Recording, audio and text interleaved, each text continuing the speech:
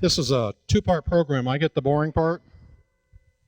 I'll tell you a little bit about how the process was done, a little bit of information that you might find helpful, then we'll turn it over to Lynn. Glass companies did not put silver deposit, silver overlay, whatever you want to call it. By the way, the trade term, mostly a silver deposit, is if it's thick, silver overlay if it's thin, but that's pretty subjective, isn't it? So we just say silver decoration for ease of terms. You can call it essentially whatever you want. Thank you all for bringing examples for us to look at tonight. We really appreciate it. If you would like to look back in the crystal balls, August 2007, Barbara Wyrick did a wonderful article on silver deposit. And I think, Lynn, you have that available up here. So you can refresh that as well. The video will be on the website soon. So how did all this stuff work? Well, there were different companies that bought glass from many different glass manufacturers, and then they would put silver on it. Like I said, glass companies didn't do silver deposit companies didn't do glass. So just to give you an idea, typically this was in the mid-1930s, someone asked one of the companies, give us an idea of what this costs. And they said, okay, typically the glass costs us 90 cents. The silver costs $5 for each piece. The silversmith work, after it came out of the silver tank, was about $7. So you can see glass was not a very significant cost at all to this operation. So how did they do it? They put a design on the glass, and there are different methods of doing that, but most of them are very similar to the way Cambridge etches glass. A pattern would be deposited on the glass, and usually it was a brass, copper, or silver that would form the base on the glass. Then it would go into a tank filled up with solution. On one end, the negative end, would be a silver plate or silver bar. Then on the positive end would be a conductor, essentially to complete that DC current. And as you know, I'll go into chemistry a little bit, Freeman. Ions are negatively, so they would want to go from negative to positive. So they would flow through the solution, and when they came in contact with the pattern on the glass, the thickness of silver would get thicker. So usually they were in the solution tank about 24 hours, and then it would be taken out and then go on to the other part of the process. Most of the companies were in Meriden, Connecticut, Rockwell, Pearsall Deposit, International Silver, and so forth. The other major companies were in New York City, except for Lotus. And it was in the big town of, anyone know? Barnesville, Ohio, which is about halfway between here and West Virginia. I'm sure there's a story there, but I don't know it yet. Okay. Lynn will talk about the silver deposit primarily companies, but then there were companies that did primary silver work with silversmiths, notably Wallace and Farber. One of their divisions was Sheffield. So they would do the solid sterling feet, rims, and so forth, and you'll see some examples up here in a second. I'm sure I'm forgetting something, but I believe that is enough. Questions? Like I said, this is the boring part.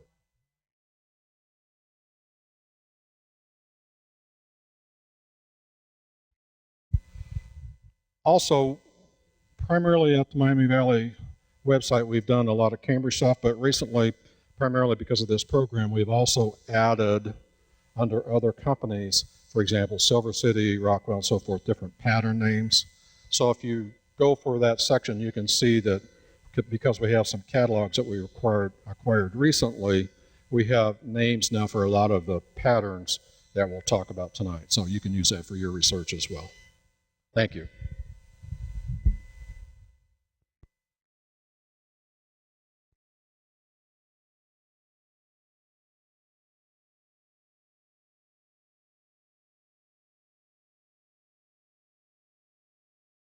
Yes.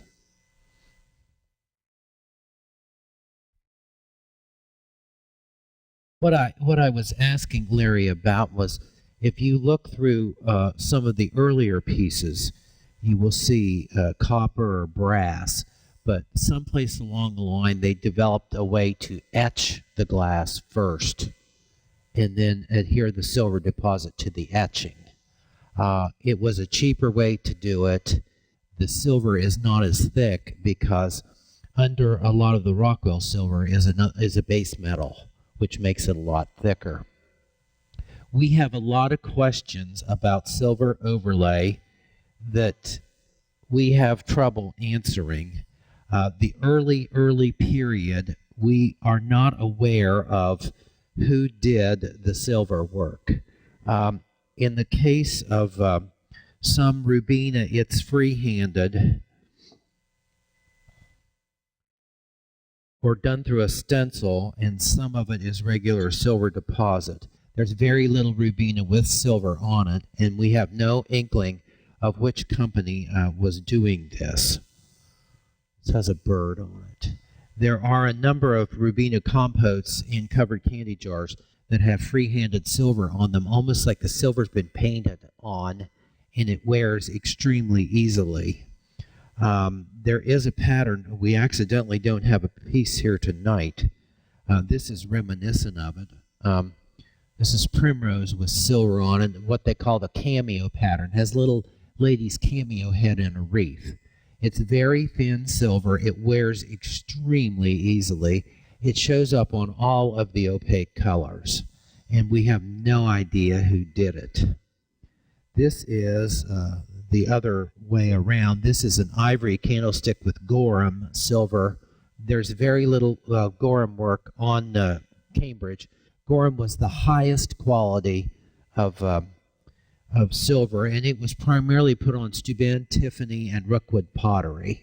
And it's often extremely elaborate, and it's quite rare. This is an amber. Everything's Cambridge unless I say it's not. I won't repeat Cambridge all the time. This is an amber ice cream tray with a sort of geometric pattern. I would say done by the same people as Cameo, but we don't know who it was. It's low grade and it wears easily. This is a complete enigma. This is an incredibly elaborate silver Chinese design on this ebony compote.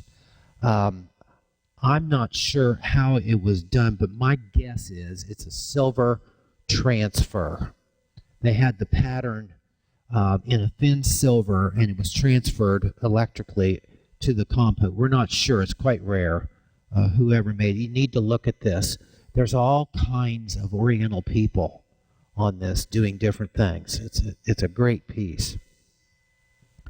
The last of the early things is this cocktail, which comes in Rubina also, with the silver rooster on it. And again, we do not know who did this. We just don't have any idea. They show up in Rubina, Amber, and Light Emerald. And there is a matching footed cocktail shaker.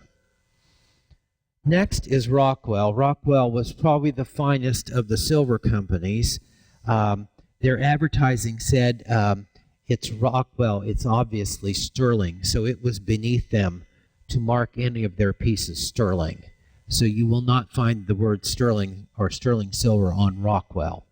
They were a very, very prolific company. As you can see, everything from here to here is Rockwell. They worked on, I don't know how many different colors. There are at least 7 different patterns on nudes. This is Rose Trellis. It's one of their most elaborate patterns. There is another one that is similar to this that has fruit on it that is called Harvest. And the early Rockwell silver is chased. And they took a needle and detailed this pattern. So if you look at this rose, all the fine lines are done by hand. So this was a horribly expensive process. Rockwell often has the shield. This one is marked. It's a little acid shield on the bottom with the word Rockwell at the top of the shield. Several of the patterns here I will mention that come on nudes. This is one of them, the flying geese. It is a chased pattern also. If you look at the trees and the ducks, there are very fine lines of detail put in with a stylus or a needle. All of these pieces are part of the flying duck pattern. A cream de menthe cocktail, what I call the communion glass cordial. And the cordial, the favor vase cordial, belongs with this decanter, but it has no birds on it. It just has the trees. And here is a beautiful tumbler, which I have a feeling is not Cambridge by the shape. Rockwell was not just on Cambridge. They bought whoever's glass they could buy at the right price. And often a set would be put together. The worst one was Lotus. You can look at a page of Lotus and find 6 different companies on one page. And they would put all the same pattern on the same color, but it could have come from as many as 6 companies. This is a wonderful, wonderful example of Rockwell thistle. And this is Bluebell satin finished. It's a wonderful, wonderful piece. This is one of the few pieces that Rockwell also enameled. And under the silver here are coral-looking squares and turquoise-looking triangles. This candy dish, which has a southwest look to it, it has coral, actual coral and turquoise laid into the pattern. It's really neat. Another sign of Rockwell, typically, and you can see it very easily on this box, they often put their decoration number. This one has D86 on it in little enameled letters on the bottom. Every once in a while you will see that. Here is another of the enamel pieces. This is the parrot in the Kobe pattern. And Kobe, K-O-B-E, is an Oriental word. I don't know what it means, but Kobe was the name of the pattern. They did that with the enamel on it, and they also did it plain, the parrot plain. And another form of the Kobe pattern is this that has no bird on it. This vase comes with or without colored enamel in the silver. Later on, when Rockwell changed their lines, they changed the name of Kobe to Mandarin. Someplace along the line, Rockwell found out how to do an easier process and use less silver, and they cheapened their silver. And surprisingly, some of the later Rockwell has more of the look of Lotus, which was a lower end silver. This is a little 3400 relish with a real elaborate floral pattern. And this one has the floral in the V's. This comes on nudes also. And here is the overall floral. These are generally signed. This one's signed very plainly. This pattern comes on nudes. Beautiful, beautiful wheat decanter that's been chased. It has a beautiful place to monogram. They haven't monogrammed this one. This is fairly early for, this is a 20s piece. Fairly early for Rockwell. So what am I missing? We have the urns. And they did a goofy thing. Some of these companies did the goofiest things. Hawks and Rockwell cut the handles off. I don't know why they did this, but they did it. This is a golf trophy that was made for a golf championship in Connecticut. And this is some of Rockwell's finest silver. This box, this ram's head covered candy, also has the Rockwell golf pattern on it.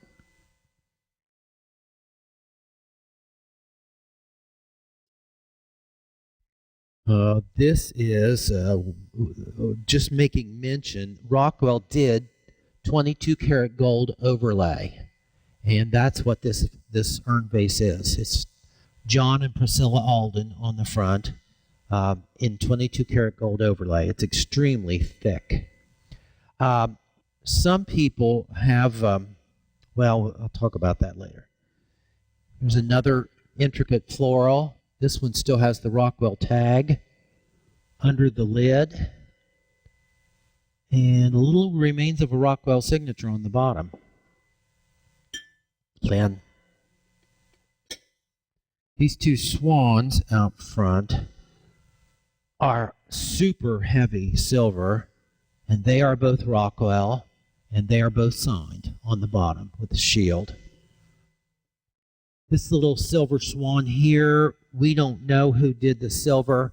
I think it may be painted on white gold or silver that Cambridge did. These were made for a 25th wedding anniversary for a couple in California. There were 24 of them made. It's very thin silver. It wears extremely easily. It's not Rockwell quality. Rockwell's most prolific pattern was called Florentine, and it comes on tally-ho, it comes on trumpet, it comes on a lot of nudes. Often the nudes are crystal with a satin stem, sometimes signed, sometimes not. This is a finger bowl in Florentine, and this is a sherry, 2-ounce sherry in Florentine. I've got an original Rockwell catalog out here that shows the Florentine pattern. Another wonderful flying geese decanter. This is another of the early pieces that have the chasing all over them. Probably Rockwell's, the pattern they did most often was the seahorse on Crown Tuscan.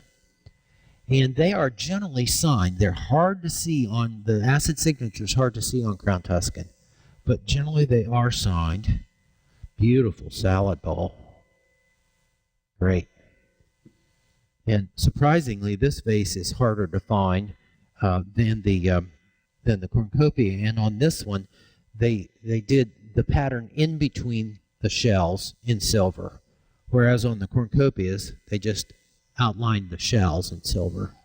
This one has the original Rockwell tag on it.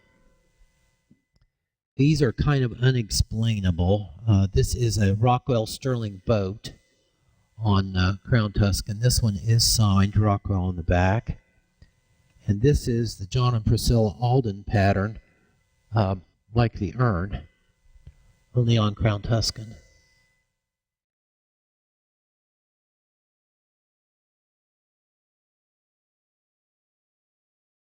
This is the Santa Maria pattern in Rockwell with an additional hawk's cutting around the bottom. This does have an enamel in the mast, an orange cross. Let's see, where did I miss that jar? Over here. This is a part of the Mandarin pattern. This has a rickshaw with people in it. And what is that called? A howdah? The thing where they carry people in this pagoda type thing. And then a water carrier. This one's signed Rockwell. This one has green enamel 552 on it, which would have been their decoration number. This is all chased also. All the pattern is highlighted with the chasing. It's a very expensive process. This is a wonderful flying geese. And there is some variation in flying geese if you get to looking at it. Sometimes there is just a goose with the wings down, and sometimes there is one with a wing up and a wing down, and sometimes two wings. This one has all three on it. Has all three on it. And even a plus, 3 little geese up in top, up inside. This stuff was expensive new. A vase of this sort would have been $50, which for gift shop glass is a lot of money. This is a really, really elaborate peacock vase. This is Rockwell. The etching is Cambridge. The peacock is etched at Cambridge and then sold to Rockwell for their silver. You don't see much silver in etching, but that's how this was done. This was a special order Rockwell chrysanthemum vase. Don't see this one in Rockwell very often. And this says Sam Nesson from the China and Glass Decorators Independent Union, September 22nd, 1935. This was given to Sam Nesson as a retirement gift from the workers of this union. It's a great piece. It's prettier on the side with the flowers. We know that Rockwell did the silver on this treatment, but we don't know who did the treatment. The flowers are the same on this as they are on this Rockwell silver. So I'm hazarding a guess that possibly Rockwell did this. They did do some decoration. And it's hard to describe, but it's a blue, cobalt blue silk screen floral, and then they put this finish over top of it that reminds me of the way they used to finish windows in restrooms. It's a pebbly, bumpy finish, and I don't know if it's an enamel or what it is. It has a slight yellow cast to it when you look at it in the light. We've recently just gotten some pieces of this from Charles Upton, donated to the museum. Really, really nice. Rockwell did do quite a bit of heavy silver trim, and these are caprice pieces with Rockwell silver trim on them. And it's pretty easy to tell. You can really feel it. They tended to do it on alpine. The blue is more unusual than the crystal, and you can really feel it. It's quite heavy. I've never seen any of it signed. Again, like I said, they cheapened. You're welcome to look at this Rockwell catalog. This is a late catalog, so the silver was more reminiscent of Silver City and Lotus. It was a lower-end silver.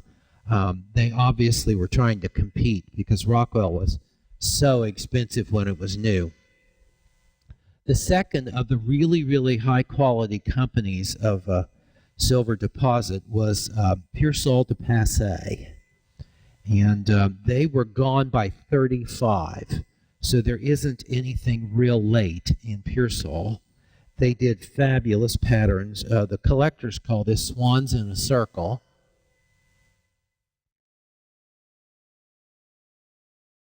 This is the Cambridge decanter. It has 3 pinches. These are the non-Cambridge decanters. These are McKee. Same pattern.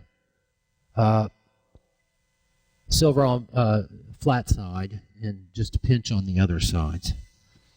And of course the stopper is radically different too. If you pick these up, you'll know they're not Cambridge. They're way too much glass, but beautiful quality silver. There is a sister pattern, which I guess we don't have tonight, called Peacock in a Circle. There is a jug in the museum for you to look at. This is the Flying Flamingos. It's known in crystal and royal blue.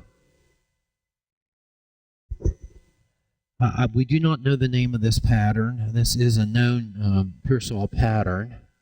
It's an intricate silver, very reminiscent of Rockwell. Another Pearsall pattern, nasturtiums, and there is a butterfly. 4 places on it. Beautiful, beautiful quality. Has a little chasing on it, like Rockwell did. And the basket of flowers pattern in Pearsall. The article in the crystal ball shows a Crown Tuscan large vase with this pattern on it. And the swimming swans with cattails is another Pearsall pattern. Little lower grade silver if you get to looking at it. And they often bought the tumbler from one company and the pitcher from another, and that's the case here. Not a Cambridge tumbler, but a Cambridge pitcher. This is one we do not know. We think that this is King's Silver Company, but we're not sure. The only descriptions we have is that King did lines and circles, and that's all we know about them. We've seen quite a few of these decanters, so we're not sure, but we do think that this is probably King's. And then here is a cordial done like it. I've seen it on green, purple, red, carmine, royal blue, a number of companies. Next, I brought an excerpt of a Lotus catalog and a Lotus pamphlet. They made the Call of the Wild pattern, which is elk or moose, and there's quite a few pictures of it in here. This is another pattern called Lola and Vintage. And this has vintage on the border, and somebody has engraved it. Lotus did do enameling and engraving. A lot of the early opaques that have gold laurel wreath and patterns like that, the pattern was done at Lotus. We have actual color pictures of that from Lotus. This is the apple blossom pattern in Lotus on a 3500 compo. This is the company we don't know as much about as we would like to. It's the National Silver Company. We know they did a lot of grapes, and we know they did a lot of athletic things. Here is the bowler and the motorboat. And they did a large series of puppy dogs, a Pekingese, a Scottie, a Spaniel, a Pointer, a Poodle. They tend to be on ebony. This is a cigarette jar. And they also did a lot of hunt scene pieces, in particular this ball jug. And these came sometimes with shot glasses that say, have a bird and just a swallow on them. They also did that on tally-ho little-handled mugs. I missed this tray. This is a De Pearsall tray. It has the same grapes and background as the Circle of Swans pieces.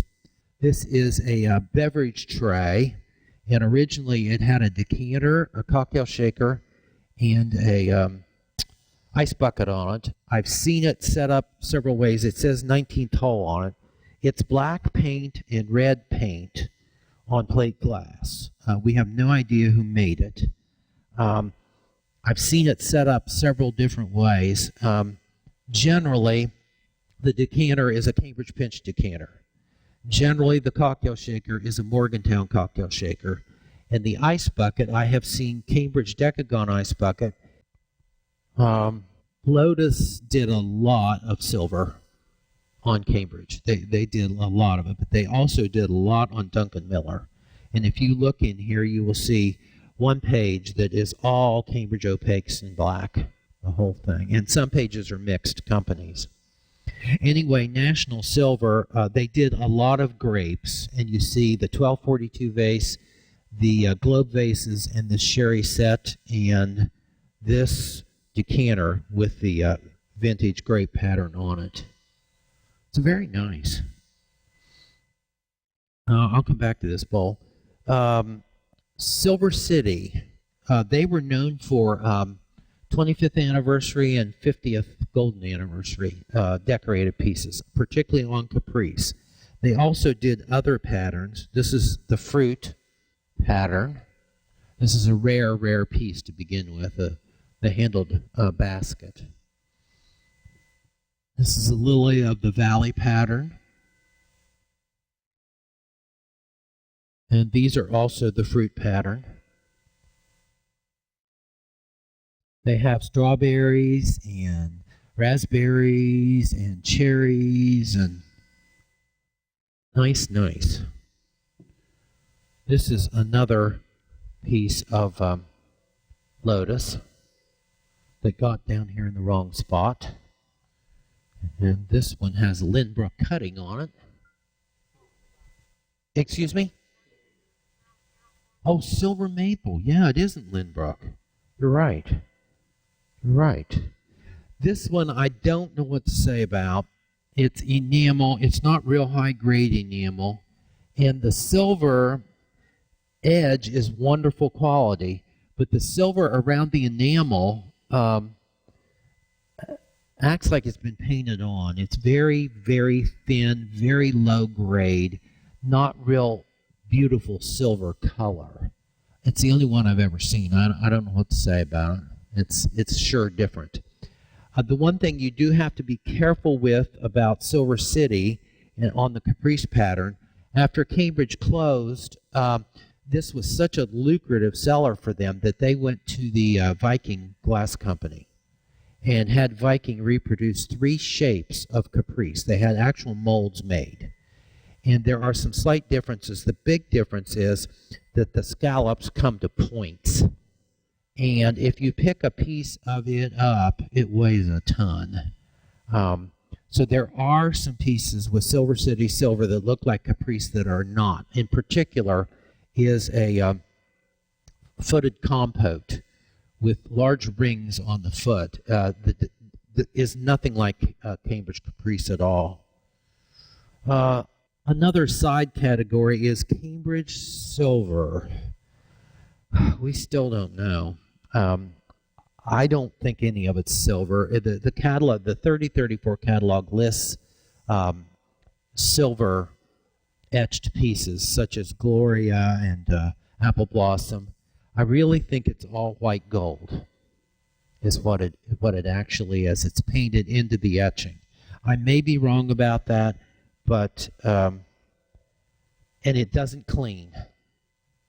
If it goes discolored, it will not clean. I don't know why, but it just will not. And a lot of it is, particularly in Apple Blossom, is discolored.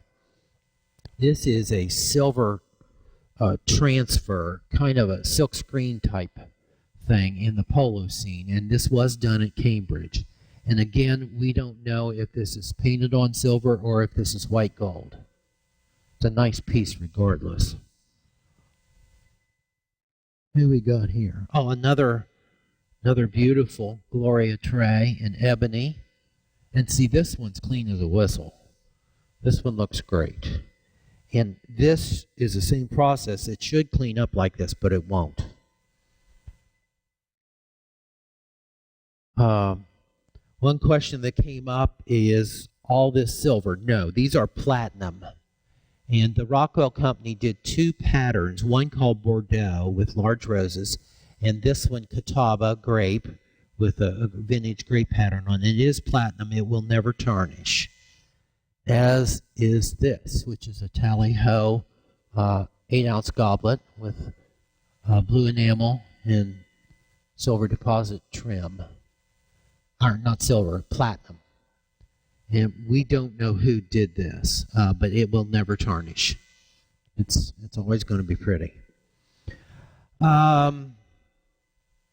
Another platinum item, which Cambridge did do platinum, they did a lot of plain stemware with platinum trim on the top and the bottom.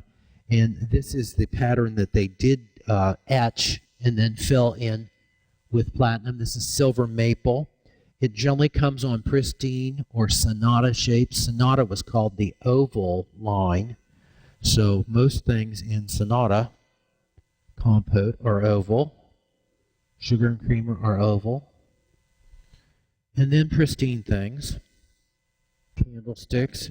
Couple exceptions. Cambridge square bud vase. And a pristine covered candy. And a round sugar and creamer, and a Sonata oval salt shaker. And this was all done at Cambridge. The last thing is sterling trims, sterling applications. A number of companies, Sheffield, Wallace, there's a bunch of different companies that did it. It primarily shows up on Chantilly. And we don't know why, but the silver company apparently picked Chantilly to trim. This is a twin salad dressing in pristine. And this is a 3400 jug set, condiment set. And oil and vinegar, all in Chantilly with silver foot. Nice cordial. Low stem cordial. And 2 Duchess lace was the name of the silver pattern. One with a sterling and one with Farber to show the difference. Farber was chrome, and this is sterling. Farber did do a little bit of sterling in their Sheffield division. It's a real unusual salt shaker without the handle that was obviously made just for the silver company in Diane. It is a little bigger in size. Another Chantilly oyster cocktail. And I have no clue what this is. Some old mold. And done in Chantilly, and I don't know what the vessel is for. I've never seen it before. Elaine, twin salad dressing with the under tray. In sterling. There's a little Elaine, and there is a little Portia. Tends to be utility items. This is a tally-ho divided salad dressing in Portia with silver. And then occasionally some Rose Point pieces. This is a Wallace Rose Point bread and butter plate. And here is the matching goblet. Some of the larger pieces with Wallace silver on them that have the Rose Point, have the medallions on them, have piercing or cut through holes that you can see. I guess this one does too. 4 little holes in the medallion pattern. What did I miss? Anything? Questions about companies or patterns? We've got the Lotus catalog up here and the Rockwell catalog, and then I brought along. Barbara Wyrick did a wonderful crystal ball article about silver dividing up companies and patterns. There are a few mistakes in it, but not very many. The one major that I caught is the Rockwell silver pattern that looks like it has gazelles on it. She calls it elk and calf. It's in the Rockwell catalog that's called Fawn, F-A-W-N. This shows the different nude patterns real well. So take a look at this. It's real nice. Questions? One thing I wanted to add, I forgot.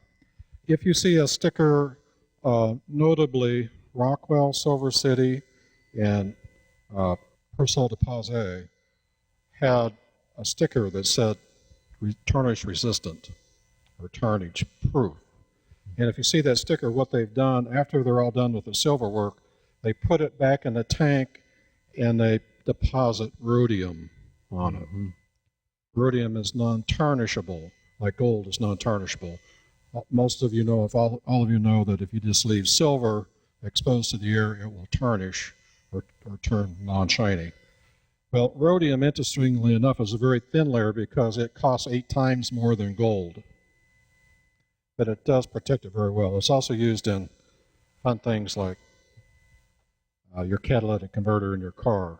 Yeah. You see that tag on these ball jugs with the circle of swans and circle of peacock quite often on the bottom that tells you about those items say do not polish, because if you polish, you'll wear that layer off. Yeah. They say just wash in soapy water and pat it dry. They don't even want you to wipe it with the towel. So. Persaud de Pazé also lacquered some things for tarnish resistance.